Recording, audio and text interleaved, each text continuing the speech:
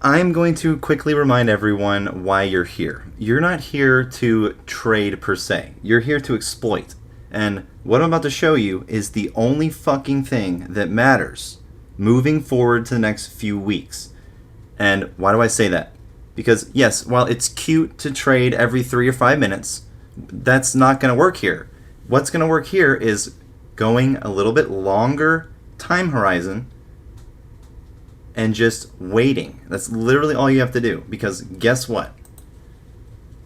If you go look at any of the S&P 500 components and you chart the top of the bottom gap and the bottom of the top gap, just like I've been doing for the last 6 weeks now, 8 weeks, and you go look through the components, and now this is not on all of them, it's on several of them, mainly the microprocessor ones. But you chart them, go towards the middle of those two gaps, being the corridor, and then look where the price is, and then go look at the IV in the options chain. So 105, 105, just so happens to be the lowest IV for the smile. You see how all this shit kind of flows into the next? So that's what evolution is. You don't stop and then say, oh shit, I'm going to try this completely different fucking thing now. No. This is the same path that we've been on since the beginning. The repo's still there. The rules have been changing. We've been following them. And what do you know? An entirely new methodology for calculating risk and margin is coming from the OCC, just got approved last week. And then we see option smiles showing up all over the options chain. And not only that, but now the smiles that are out at various expirations, they have the lowest IV in the middle of those gaps. So what did we start this group with? 1, gaps. 2, core logic. 3, we started playing SPY. We started figuring things out with the wicks and with the gaps as they acted like support resistance. Then we carried that forward and we started finding corridors where there's not just one gap anymore, there's 2 gaps now. And it looks to be like that's where they want these prices to go. We've already traded off of a lot of these before. We played put plays in core where there was a gap corridor below. It helped our thought process in deciding to go ahead and pull the trigger on that play. And that's all this is. You're finding reasons that verify what you think based on what you're using to initially come to these conclusions. And if all you're doing is going off of data on charts, it's not enough because there's way more than the data on the chart. The data on the chart can tell you 15 different things. But what it can't tell you, and what no indicator is ever going to tell you, is that NVIDIA has 2 gaps above the current price and a support gap below the current price. I'm not using any technicals here. The RSI is up, but I'm not using it. I'm only looking at the fact that we have 2 gaps above the current price, and it's nice to have that gap support below it. But mainly focus only on these gaps above the current price. And then go look and see if you can find the expiration date that contains the strike price. In this case, it would be 240. And see if 240 has the lowest IV. Well, guess what? I've already done this for you because I've already looked through all these. And sure fucking enough, a low IV smile exists in the middle of these gaps at various expirations depending on the stock. That's why you cannot ever, if you want to make big daddy money, make big moves, like big boy money, you cannot keep trying to win these little 3 to 5 minute scalping trades. It's never going to work. You have to take a big swing at a macroeconomic decision, just like what we're seeing here, which just so happens to be one of the craziest and unprecedented times in financial market history. So, I mean, that's why I mean, it's great for a normal scenario. If we're just trying to make it through the summer, that's great. Let's find a niche that gets us through. Very easy to do, but this is not what's going on right now. Please don't take your eye off the ball. This is your shot to make a couple of bets and win big. Because if you know that these prices are going to end up in between these 2 gaps right here, because the low IV is calling for it, and the documentation from the S&P 500 filing from the OCC is calling for it, and the SFT is calling for it, and the short interest market-wide is calling for it. All those factors adding up. I didn't use any fucking technicals to come up with any of this because you don't need it. Now, it does help. It's an extra layer on top. Like, for example, the RSI being overbought here, that's helpful to know. But longevity speaking, you do not need technicals to make and win big trades. So don't get concerned about the time frames on the micro scale, because macro speaking, right now, this will never happen again. Now, again, that was AMD. This is Microsoft. Same fucking thing. This is Amazon. Same fucking thing. This is Netflix. What do you know? The same thing. Go look for yourself. Go look through these charts and look. And by the way, I'm not playing Snap because this is how my brain works. The fact that there's two potential corridors, you see how there's one here and one here? I'm not doing it because it's not consistent. What wins in markets is consistency and adapting to the inconsistency. That's literally all it is. So it's a different way to approach it, I know, but it's been working this far, and it's going to continue to work in the future until it doesn't. But as far as I can tell, the only way I'm wrong is if the Fed's wrong. And if the Fed's wrong, we're all wrong. So keep that in mind. Now, if we go look at the filing, right here, this got approved from the OCC on, what day was it? The 19th of July. Now, let's go and look at some of the text of this filing. It is relevant. So, before we go any further, OCC is a central counterparty, which means it interposes itself as the buyer to every seller and the seller to every buyer. So, whenever the wives' tale about I'm not going to get a fill because no one's going to buy my contract, no. The algorithm is going to buy your contract. The problem is you're selling into weakness, not into strength, or you're trying to sell while the bids and ask is way too wide. More things you got to look for. But the OCC is the buyer and seller to every contract.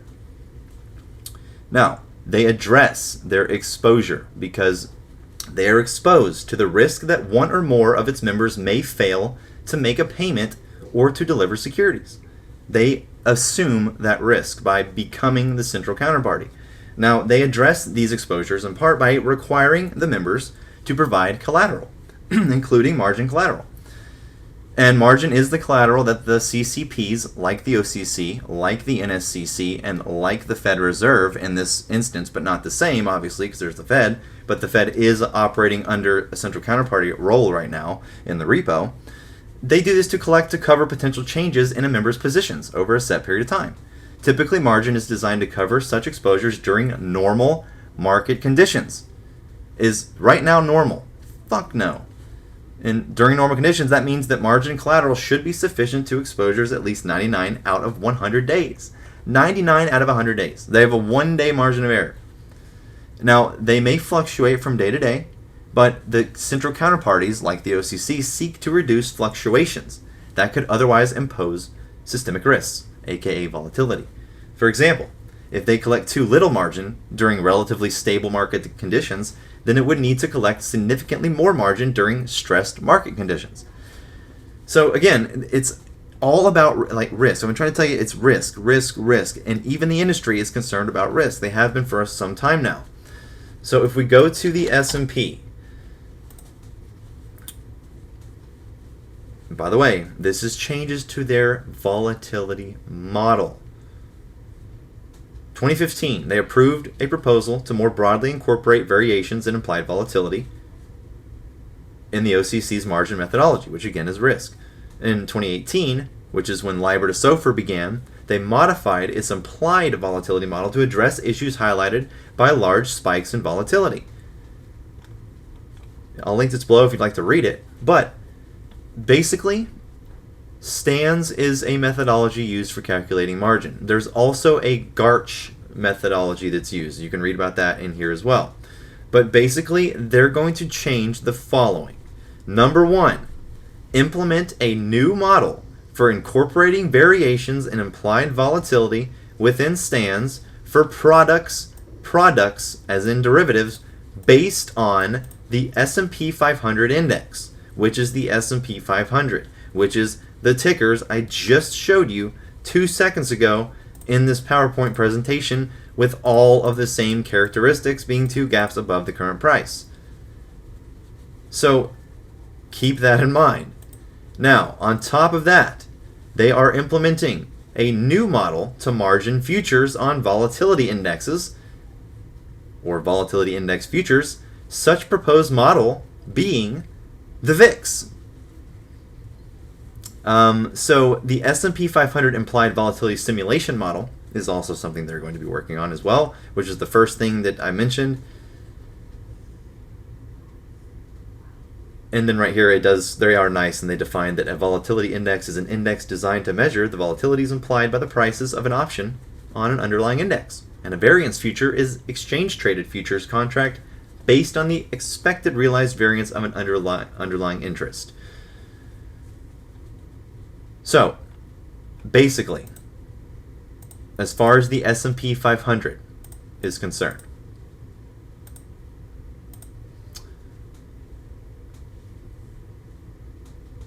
let's see, right here it says, OCC considers variations in implied volatility within stands to ensure that the anticipated cost of liquidating option positions in an account recognizes the possibility that implied volatility could change during the 2-day liquidation time horizon and lead to corresponding changes in the market prices of the options.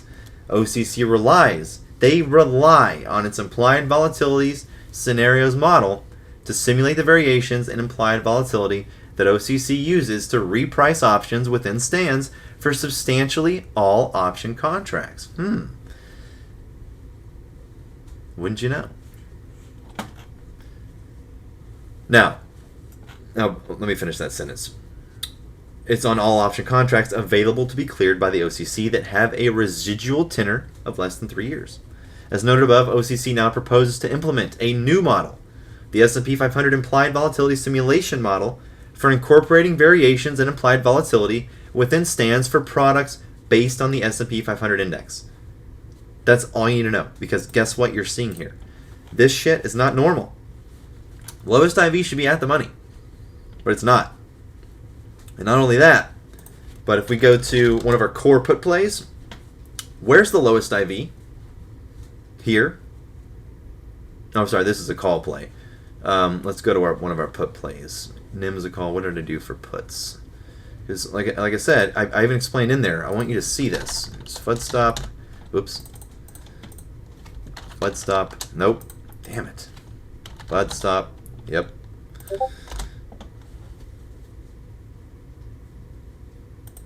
Snoozer. That's so funny. No, I mean, if you don't understand anything here, it's because you're looking in the wrong areas. It's like I said, I'm fucking retarded. None of this is complicated. You just have to look and understand what you're looking at. Now, MCS. Let's go to MCS. So we're all like tits up about call smiles, right? God damn it, I typed too fast for Weeble. Oh, MSC. MCS. So where's the lowest IV here on this put chain? Oh, look, it's out of the money for puts. That's why this is a put play for core logic. Because guess what? It's also oversold on the RSI. So now, not only does core work here, but we also have the put smile logic sitting on top of it.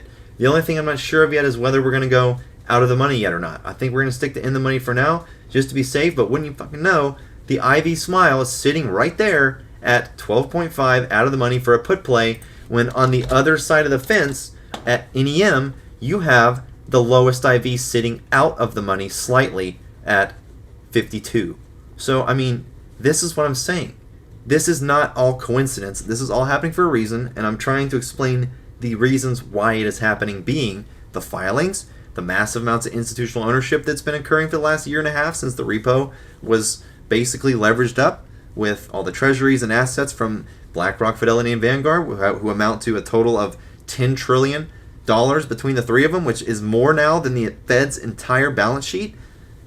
So all this stuff has just been flowing into the next thing. There's nothing random about any of this. It's all one path, and this is, it's just, that's how we catch the shit so quickly, because the IV comes out, the new model comes out, I go look for it, and then I immediately see that the lowest IV is out of the money for not only just calls market-wide, but for the S&P 500 calls specifically. who all display the same characteristics with two freaking gaps above the current price, as in a corridor. And look, even NIM has a corridor, massive one, because why are the corridors here? There's literally a fucking corridor of monetary policy that's being implemented right now by the Fed. So, again, look to the names of the ETFs if you can't think of anything else. Emerging markets. Go look up what the definition of emerging means. Growth long-term stock fund. That probably means there's going to be growth in those components. So again, I highly believe that technicals are useful only if you understand everything else first. If you're going off technicals alone, you're going to get lost because it doesn't make sense on its own. You have to have some foundation in order to use it successfully, in my opinion. But again, I am retarded. So anyways, just use your own eyes. That's all you have to do. Everything to the tits with corridors to the upside. And I mean, it's almost unbelievable, right, that it could be this easy. Well, it is, because again, they're fucking retarded, just like we are. They're just as retarded as we are. They can't hide all this shit. With the data we have available, look at this RSI reset on the weekly. I mean, the RSI is the only indicator I like. It's really the only one I like. Because if you're not trading every 3 to 5 minutes like you do on SPY, and you're actually buying opportunities, like for Amazon, how hard would it be on Monday to go and buy one contract for, God, I swear to God I typed too fast. Amazon, not A. For 26th of August, 140. Let's go look at it. 26th of August, 140. Middle of the gap, lowest IV. Coincidence? No. Volume? There's already volume going into it. Volume's not there on the put side, but it's on the call side. So I'm just saying. $68. Look at what they cost at the money. $7.05. If you bought this tomorrow, and the IV slowly scales up to this price point here, because it slowly reaches in the money, because maybe we get some good earnings, like, I don't know, good news priced into the earnings, which is exactly what a smile is on the call side. Just saying. Call smiles exist. Put smiles exist. They didn't exist 3 days ago. What's going on?